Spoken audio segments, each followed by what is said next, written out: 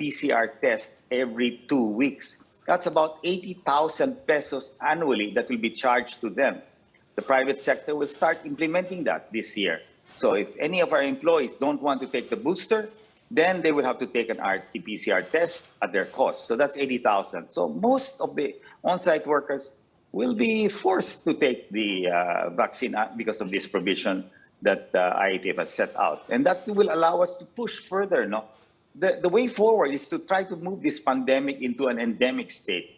As Carl Chu has said in one of his press conferences, that let's not be scared if the infection level goes up. And to my own point of view, if we are fully vaccinated, boosted, then we have adequate protection. And you can see that Omicron in South Africa is mild and highly infectious, but mild. So we don't know. This might be the chance wherein natural immunity will take its course. We will be fully vaccinated, and hopefully, we will be able to get through this. And this might be the turning point for this to become a flu. We don't know, but let's always be optimistic. I believe that 2022 will be a great year for us. Sir, let me go back to what you said a while ago. Now we're back to 80% of pre-pandemic levels. Could you elaborate on that? And also, are you talking across the board or specific sectors in the business community lang?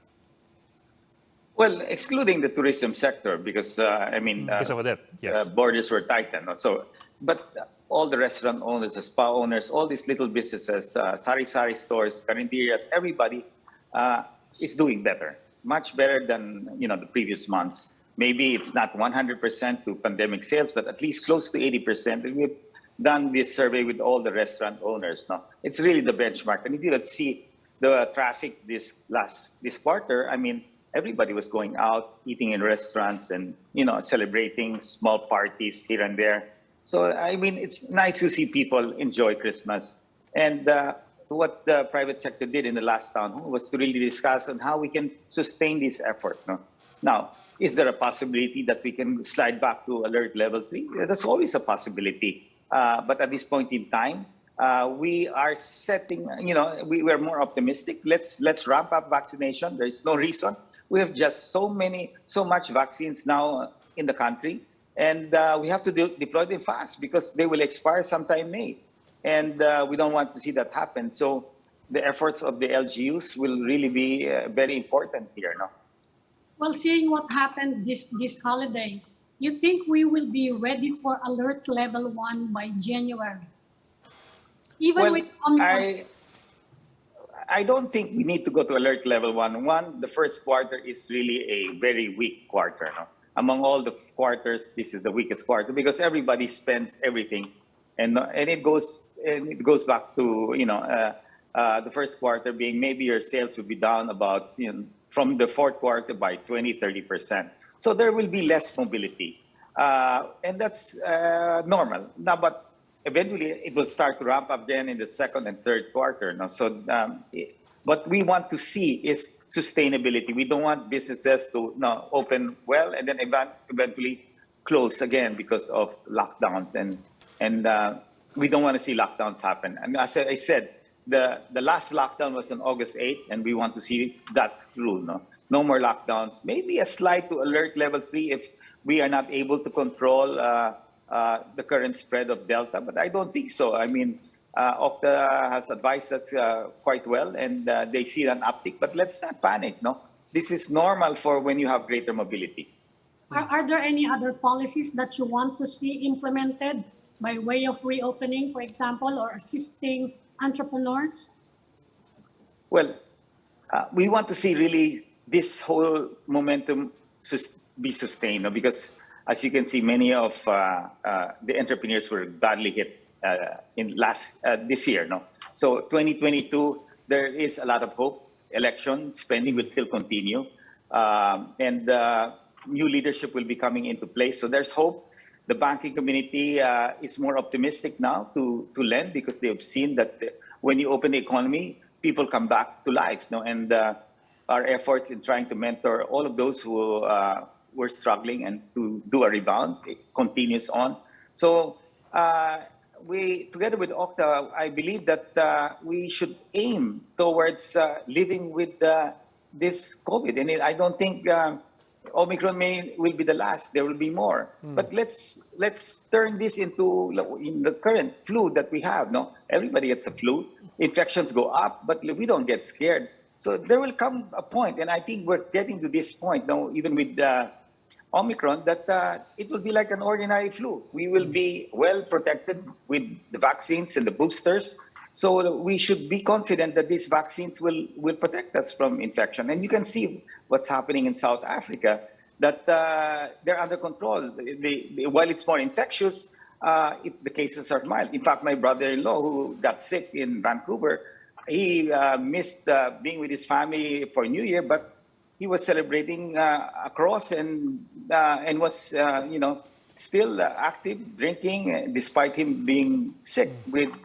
So I think this, let's start it too. And if the cases are mild, they can just see, okay, wow, so many 1,000 cases tomorrow and everybody's going to shut down. No, we should not react that way. Let's see. If these are fully vaccinated and hospitals are not getting full, and there's no need to panic. That would be the way we should live with COVID-19. What can we do for the tourism sector? So many entrepreneurs there, so many MSMEs reliant on that as well. Kanina po nabanggit niyo siya, but we really just spoke of it in the context of the border lockdowns and so on. But as we all know, Odette was also devastating for a lot of our major tourist destinations and infrastructure for it. What do you see as needing to invest in and do in 2022? Well, first of all, Philippine Airlines must survive, and we have to support them. And they were having some trouble in bringing OFWs back this Christmas.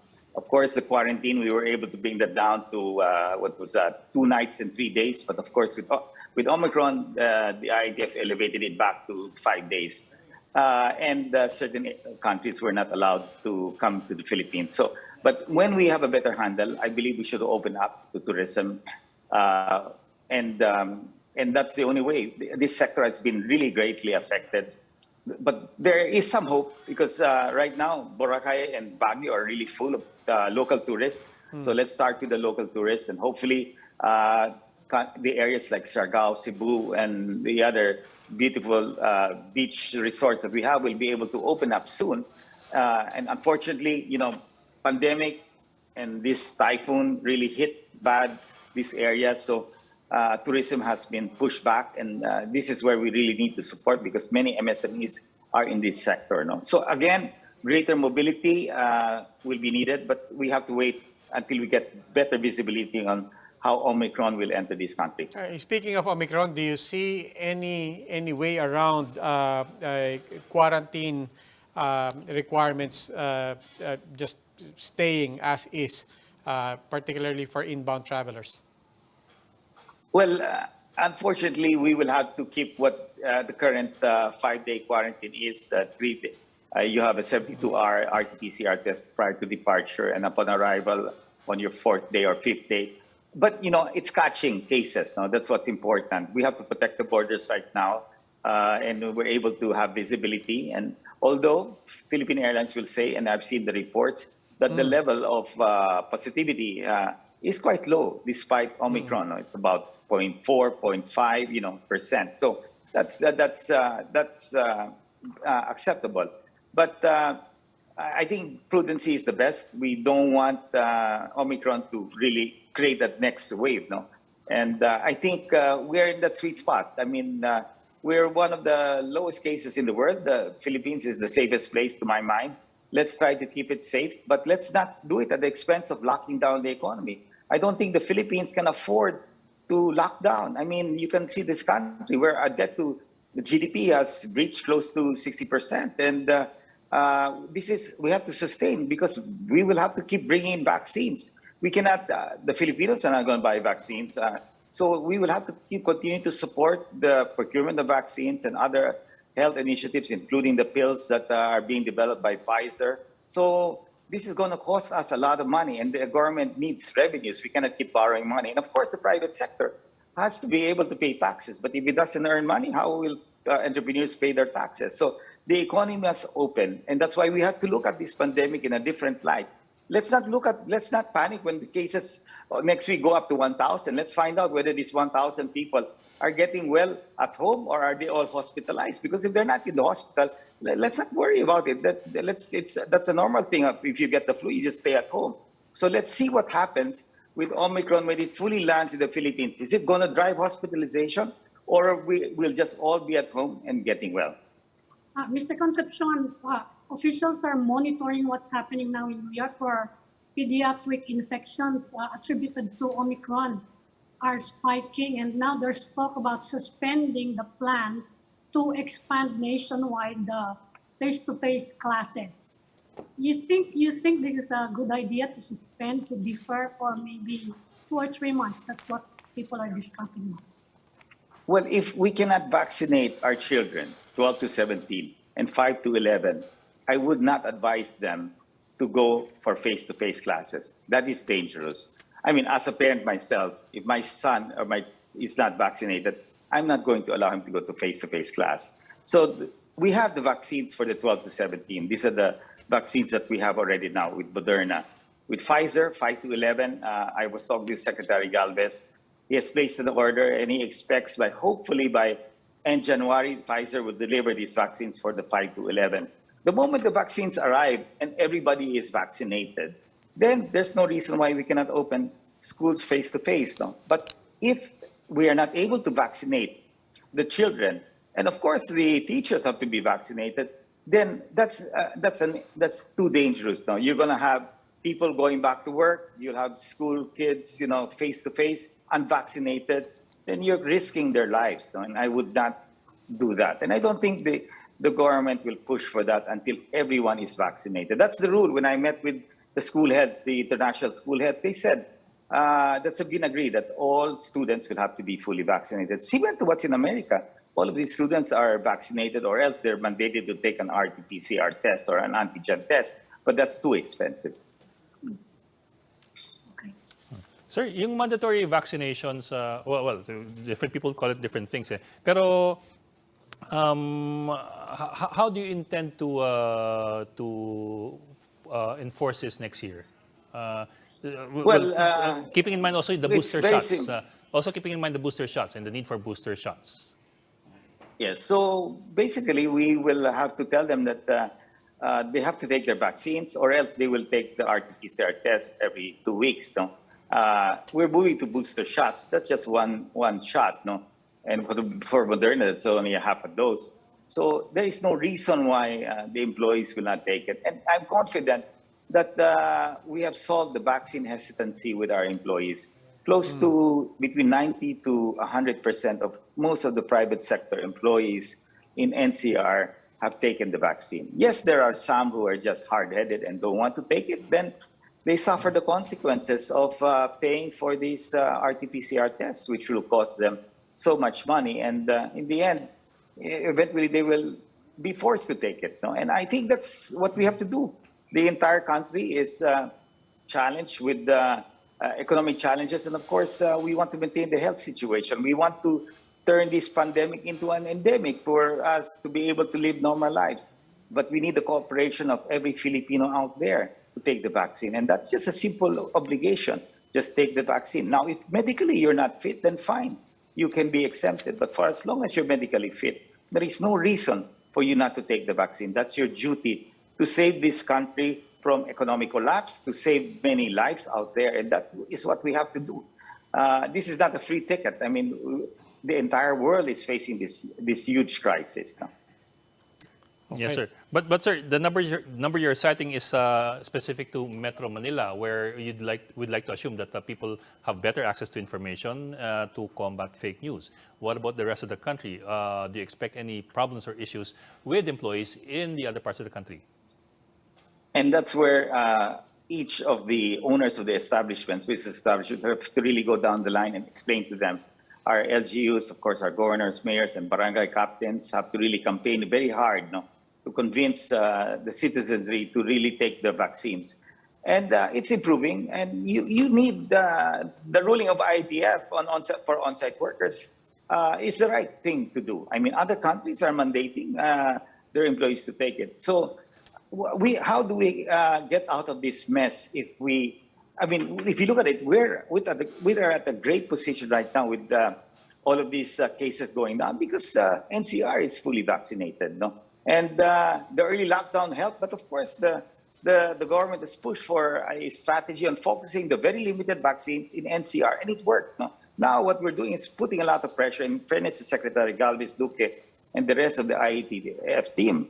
These national vaccination weeks are working, and Go Negosyo is pushing very hard on Vax to the Max. No? That program on the dashboard that's being published in the newspaper will put pressure on our governors and mayors who are not hitting and trailing behind. They have to hit 70%, in my mind, 70 to 80% before the end of the first quarter. That is so important. No? So if we want to, it's a race. We have to fortify our defenses against Omicron. So we have to push these boosters. And well, we're talking of Visayas and Mindanao. They still have to take their regular two shots of vaccines before they take the boosters. So yes, there are still challenges, and that's why we are solidly behind the government in pushing really heavily this vaccination program, because this is the only way that we can move this pandemic to an endemic. Of course, natural immunity, no more people that get sick. There will be natural immunity, but let's not just bank on that. We want to prevent people from getting sick. Okay, Mr. Concepcion, maraming salamat po. Thank you. Thank you, sir. thank you. That was Hi, Father Presidential, Nick. Hi, Guido. Merry Christmas. that was Presidential Advisor for Entrepreneurship, Mr. Joey Concepcion. We'll take a break. Please stay with us. The Chiefs will be right back.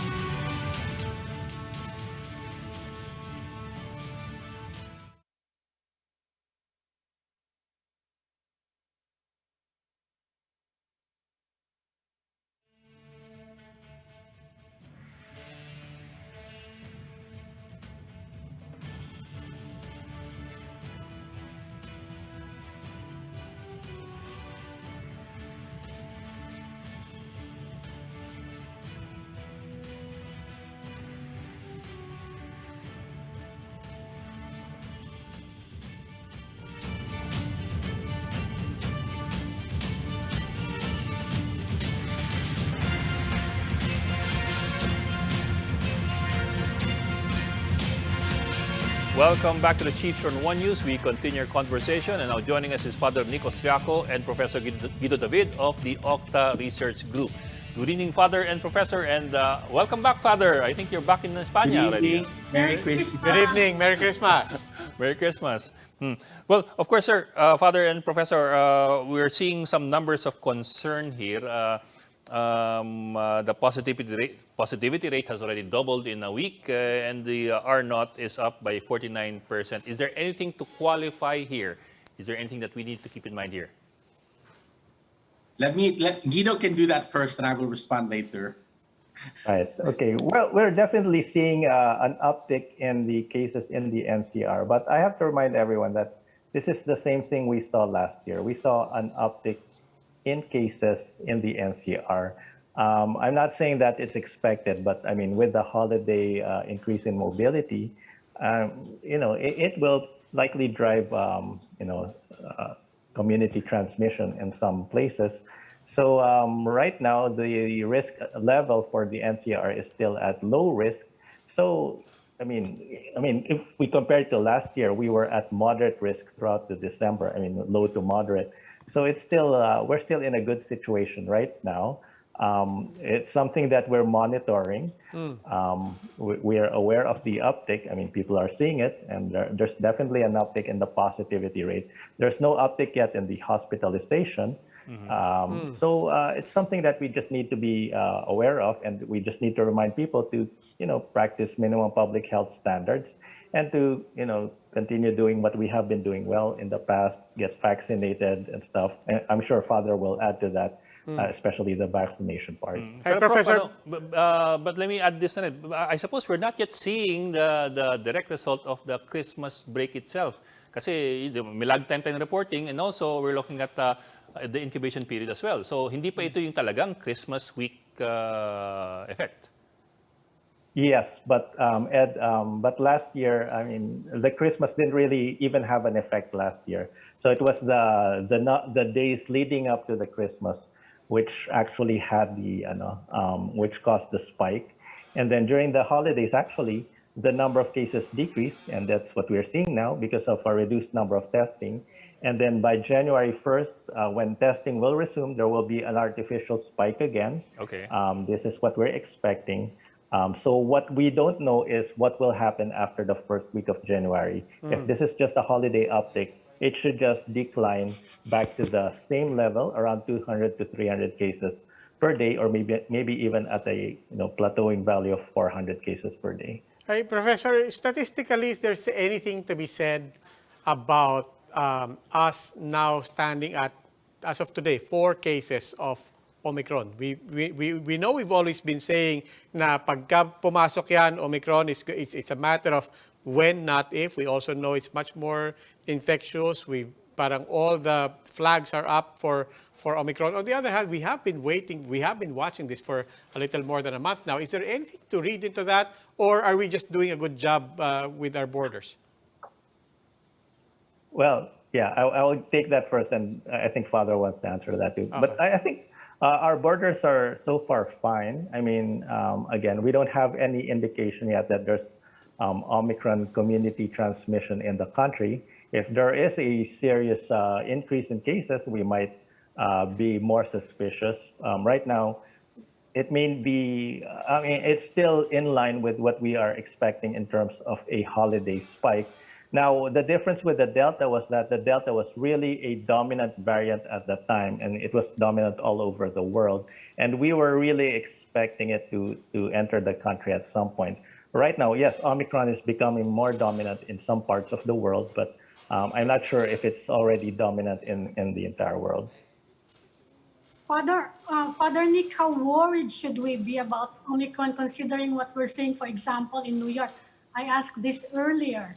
And today there was a report of a spike in cases, pediatric infections, and they're attributing it to Omicron. And what's different now compared to last Christmas is our children are out this time, no? Yeah. How So- worried should we be? So several comments on that. First, what is striking about the 4 Omicron cases that we've detected so far is that all of them were detected in quarantine. When we first detected the Delta, the Alpha, they were already in community transmission. So what is striking is that we have not yet detected any Omicron in community transmission. And given its doubling time of 2 to 3 days, once this arrives into community transmission, if it is going to explode, we will see it. I mean, it's going to be our base numbers are so low that you have a spike of 20 cases in one of the LGUs of the NCR, and that will be a large dot, and then that will just keep increasing. Second thing we have to point out with the children. So in South Africa, they also noticed an increase in the number of children who were hospitalized. They pointed out that these were children of unvaccinated parents. That's the first thing we have to point out. The second thing is, even though they were hospitalized, most of them were not hospitalized for COVID. They were actually hospitalized for something else, and then they incidentally tested positive for COVID. So it is important to note that there is a higher number of hospitalized kids, but remember, they are unvaccinated. So in general, if you vaccinate everyone else and everyone else is not going to the hospital, just numbers-wise, you will expect to see more pediatric cases. But there is no sense yet that the pediatric cases are worse than Delta or Alpha or Beta. So, there may be more, but they don't seem to be worse. And since the basal clinical experience of COVID is already so low for children, it's not like we should be worried that all of a sudden our children are going to be very sick and dying. Well, apart from the children, we're seeing, more than 6,000 flights canceled around the world because flight crew are getting sick or are taking a leave, and lockdowns are being restored in some countries because of the surge in Omicron. What are the chances that this might happen in our country? Well, I want you to compare certain things. So in Japan, for example, there have been 30 cases or so of Omicron detected in the community, and there has been no surge in 1 month, right? So the same thing with Indonesia. In Indonesia, earlier this month, they detected Omicron in local transmission. There has been no surge. We do not know what is different about Japan, Indonesia, and say United Kingdom and the United States. We don't know, but it tells us that we really do not know what will happen when Omicron arrives and is able to make a beachhead into the Philippines. We do not know whether or not we will see a dramatic explosion of cases. We do not know. We do know that one of the things that we hold in common with Indonesia and Japan is that we have, for many people, unexpectedly low numbers of cases at this time. And if you ask what is common about our three societies, our Delta surges were devastating. And so some people would say biologically what you're seeing here is that you have a combination of natural immunity and vaccinated immunity that is somehow protecting the population even when Omicron arrives. Omicron is struggling to penetrate these communities. We will hope that this will continue, but again, we have to prepare. And one of the things we have to prepare for example, is it's clear that the number of days that we ask people to be quarantined or isolated can be shortened. So the reason why you're seeing all of these airline shutdowns is because so many of the crews have to go into quarantine if they're close contacts. So now they are making adjustments in the West. They're saying, if you are close contact, but you are fully vaccinated, boosted, and have no symptoms, then you should not need to isolate or quarantine for 14 days or 10 days. So they're trying to shorten it. And I think here in the Philippines, we need to begin this conversation now so that if Omicron arrives and we do see substantial numbers of cases, we will not be, we will not experience the same shortage of healthcare workers simply because most of them are in quarantine. Can I just follow up on that? Also by way of trying to get some reassurance, and correct me, Bok Ami, if I'm getting this wrong, but this fourth case that's been confirmed, she's already the one been from the States. Yeah, she was already quarantining at home, if I'm not mistaken, di ba? So natapos na yung facility-based quarantine niya, she was sent home, then the confirmation came after she was sent home. So based on what I read today, she had symptoms on the third day. And if she had symptoms on the third day, like I just left quarantine after the fifth day. And if you have symptoms, they really go after you. So if she had symptoms on the third day while she was in hotel quarantine, my sense is that she was not simply allowed to just go home. She was allowed to go home after 10 days.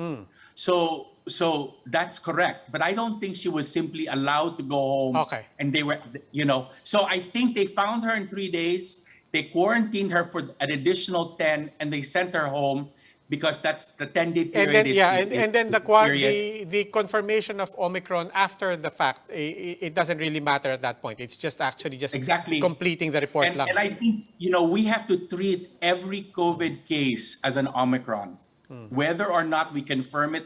Until we confirm or disconfirm, we have to treat each positive patient as a COVID Omicron case. Okay, it's the only way to move forward. So I just want to be clear about that, just so that people like myself are not misinterpreting it. It's not as if pinauwi natin, tas, oh my God, pinauwi nyo, yung pala, baka nahawa na yung mga kasama niya sa bahay. Hindi. So we followed the right protocols, everything was correctly done and properly done, and that was just a completion of the report, essentially.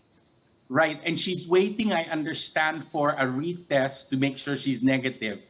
So they're having multiple tests. But one of the things with COVID we've discovered is you can test positive for 90 days after infection without having any virus. You have the dead virus remains in your body, and that can be picked up. Up to 3 months. Oh, Yes. 3 months, Yeah, 90 days. we had employees like that. Hmm. Pero actually, they're no longer sick. so There are no that's why. sickness, no symptoms, but they keep test testing and positive. testing, Yeah. yeah. So that's why they don't necessarily test you again after you complete the quarantine period, correct. because you might end up with a false positive, even if you're already negative. That's Is that correct. Now, I think they're doing it simply because she was Omicron. Well, Professor Father, I think we had a discussion earlier with Dr. Ranjin Solante, and he was talking about a possible surge by the end of January or early February. I'm not sure if the context was Omicron or just simply a COVID surge that's seasonal. Do you see any numbers headed along that way? Okay, so I'll respond, and then Guido can do the numbers. I mean, there are two reasons for a surge. One is waning immunity, and that will be a Delta surge. So if our immunity wanes by the first quarter and we do not boost enough, we will see a Delta resurge as the immunity wanes. The second option is an Omicron surge, and that is where, even with immunity, the Omicron is able to break through that immunity barrier. Whether or not it will happen at the end of January and February, I'm not sure. We have to be patient. We have to be vigilant. It could happen then. It could happen later. It really depends on so many factors that we really cannot control, especially since it's not here yet, right? Once it starts, Dr. David can go ahead and calculate all of the RT, and he will be able to make all the predictions of when it will peak. But until that surge begins, we cannot really do that. Right. And what Father is saying is that it's actually, in terms of mathematical projections, it's actually just easier once a surge starts to just continue tracing the path and just project to how many number of cases. But predicting what will happen, whether a surge will happen or not, is actually a different kind of, undertaking. And right now, we don't even know if a surge will happen. It may happen. And if it happens, we don't know exactly when. So right now, it's like saying it's too early to make a, it would be a premature type of prediction. I'm not ruling out the possibility of a January surge. And I might have spoken about it in the past in some interviews. And what I mentioned was precisely that if the Omicron starts spreading or enters the country now, this December, the surge will most likely be felt around January. And that was the framing that I gave. But if we don't know if it's entered into transmission right now, we don't know if the surge will happen in January or in February. So it's like, it's like a complete chance or random. I'm not discounting that possibility. I'm not saying that the good doctor is wrong. I'm just saying that there is that possibility. But we also can't really pinpoint, in fact, when the surge will happen, or even if it will happen. There are, as Father explained, there are a lot of variables. And observing what has happened in many other countries, there are different types of responses. There are countries which had a surge, a massive surge, but a high number of mild cases only. And there are countries which did not have a surge so far. And if it happened in Indonesia, I would most likely be more confident that it would be a similar type of trajectory in the country, because so far, what's happening to us has been, patterned after Indonesia, and it's more difficult to pattern after something like the UK or South Africa. But so far, we're not seeing a surge yet in Indonesia. So, there's hope that we might be able to avoid a massive surge. We can only pray. We can ask Father to lead us into prayer for that. Professor David. Father, what could help prevent the surge? Everybody's saying is, of course, the vaccination, and now we have the booster program. Father, maybe you can tell us more to, encourage more people to get their boosters. Are booster shots okay? I think there are 3 brands approved now. And So I yes, want to throw in there, Father. I want to throw in there also your thoughts on reducing the gap from 6 months to 3 months. So, so first of all, I think it was incredibly wise and pragmatic that the government shortened the dosing, the schedule between for 6 months to 3 months. We have accumulating data from around the world that immunity begins to wane around the 4th month. So rather than simply wait until we have an immunity gap for the last month or so, why not simply boost, maintain the immunity that we have, strengthen the immunity walls that we have built around our cities. So I think that's a good thing. Second thing is, it's incredibly clear now that boosting is an essential part of COVID vaccination. I want to point out that if you get rabies, the schedule for rabies is 4 shots in 2 weeks. That is the accepted vaccination schedule. The challenge with COVID-19 is we did not know what the acceptable schedule would be, and we've had to discover it along the way.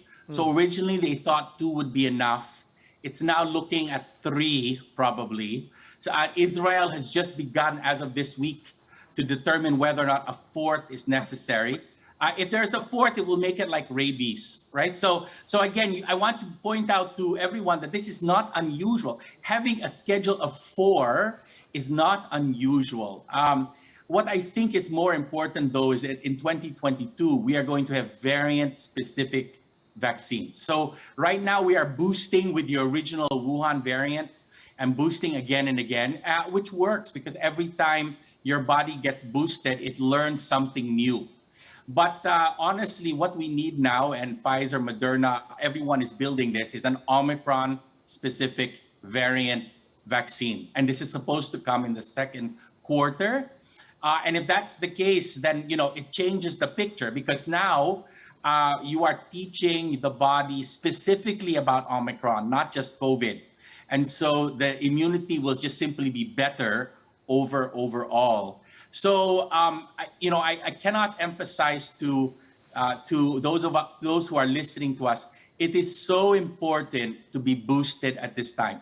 My mother is scheduled to receive her booster on Wednesday, and I will drive her to the vaccination site here in Las Piñas at 10 a.m.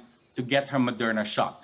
It's really important, and it's only 1 shot for 2 weeks. So 2 weeks after my mother receives her vaccination, she will be at maximum protection again. So Amy, you just had your vaccination. So 2 weeks from now, you're at full.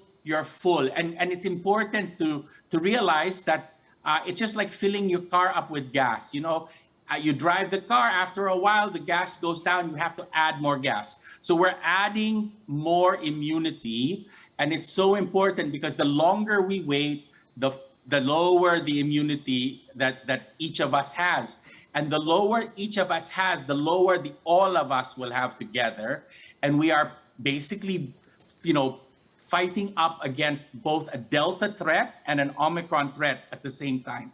So, and we have to maintain that wall that by the grace of God, we have been able to successfully build before the new year of 2022.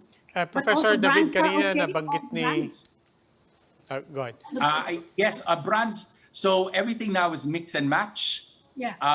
And depending upon your original schedule in your original brand, there are different strategies that you can take for your booster. So for example, there are individuals who had Astra before. They don't want to have Astra again because of the blood clot threat. There are young guys who may not want Pfizer or Moderna because they would rather have, say, Sinovac or AstraZeneca, which is not associated with myocarditis in younger men. So there are different strategies. The most important thing is go get your booster. Yeah. Professor David, kanina nabanggit din ni Dr. Solante that a lot of it, and the surge that he's bracing for, a lot of it would also hinge, he said, on whether or not this is going to be driven by Delta or if it's going to be driven by Omicron. My question is, you talked about trying to project this, and as you said, we actually have to start feeling the cases to start projecting. Does that mean to say that it's not as simple as, oh, Omicron, ito yung factor ko, or Delta, ito yung factor ko. When it comes to Omicron, we still have to wait for the cases to find out what you're going to plug in into your projections? Actually, Robbie, we can make projections. If we assume that we will have an Omicron projection, we can pattern the rate of increase in other countries and just plug it in. Okay. What I'm saying is that we cannot predict yet if a surge will happen because there are many factors. And actually, yeah, there are additional complicating factors because we have a high level of vaccination in the NCR. So that will, of course, mitigate the type of surge that we will see. But this is still all in theory, and in practice, it may not play out the way that we expected it in theory. That may happen sometimes.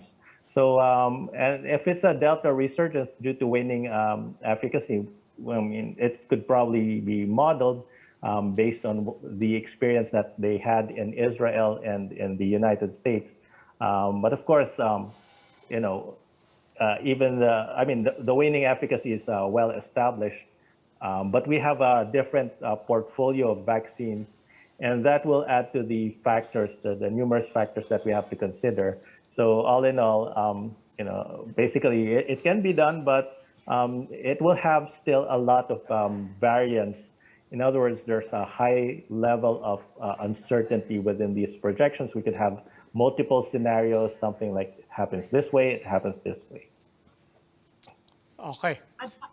I'd like to digress a bit now because the political scientist in the group is not here, but Okta just came out with a survey on the presidential aspirants, and like Pulse Asia and the other survey firms, Bongbong Marcos and the Sara Duterte tandem came out ahead of everyone else. What do you think is the reason for this popularity?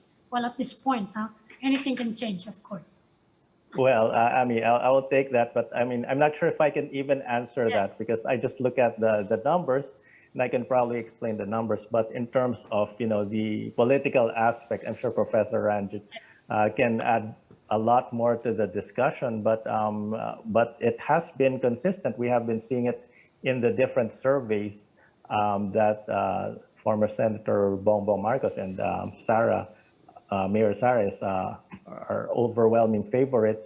I think a lot to do has, a lot of it has to do with the consolidation of their bailiwicks, you know, the North plus the South, you know, being unified and sort of adding together. It's like an additive effect on each of their own bases. And I think a lot of that has to do with it. But I mean, again, Professor Ranjit could probably add more, but I mean, yeah.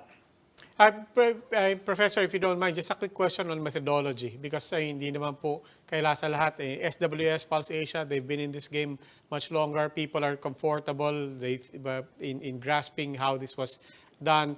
And this is also somewhat different from the modeling that they know Okta has been doing for COVID. This is a survey. Could you just talk a bit about your methodology? Is it exactly the same way that Pulse and SWS does it? Actually, Robbie, yeah, it's face-to-face. There's a field office that's conducting it, and it's basically a snapshot of the sentiment that the respondents are they're feeling at this time. There's 1,200 respondents. It's a little lower compared to the Pulse and the SWS, which usually use up to 2,400 respondents. So their margin of error is slightly smaller than our margin of error. But yeah, it's a multi-level randomization procedure, multi-level sampling. And yeah, I mean, as far as statistical methods go, we follow the same general structure of the methodology in terms of projecting it to different bases of the different demographics. Okay, and next survey comes out when and ano yung frequency?